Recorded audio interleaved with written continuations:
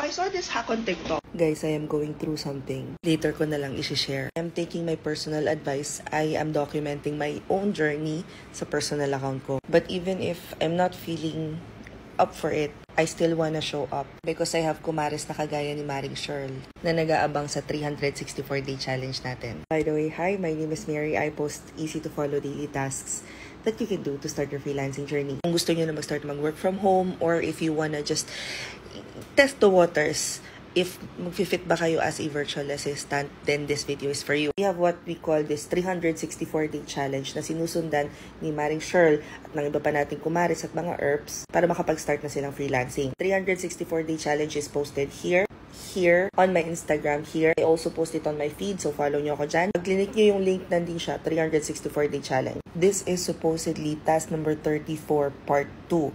But let's make it task number 35 na. For today, your task is to start planning contents for your own personal Facebook page and Instagram. Remember that when we started this challenge, ang sabi ko sa inyo, start documenting your journey. Mag-video kayo ng sarili nyo. Pwedeng nyo nang i-download yung contents na yon. To download TikTok videos without yung branding na nalabas dito sa side or kung saan man dyan, download a TikTok video without all the watermark. First, go to your feed. Pick nyo yung video na gusto nyo kunin, tapos click nyo itong tatlong button na to. We'll open this, click nyo lang, copy link.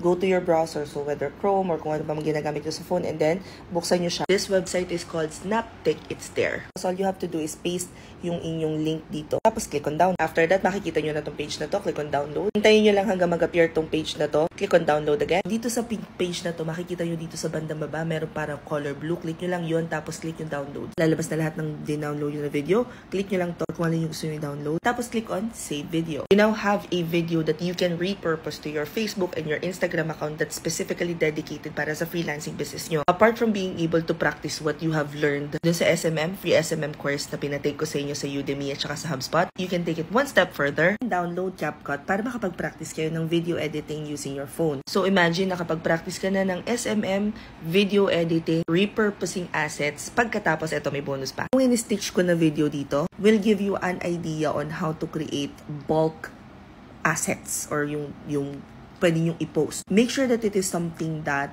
you resonate with. It is something that you can explain even if you will be using ChatGPT. Medyo lumelevel up na yung mga tasks natin ha. Marami na kayong kailangan gawin. Anay. Again, the goal for today is to be able to create assets or creatives na pwede ninyong i-post sa Facebook page ninyo at sa Instagram page ninyo. Again, don't forget to document your journey. Tag me. Tapos use the hashtag freelancer na me this 2023. Comment any questions you guys have about working from home. Follow for more work from home.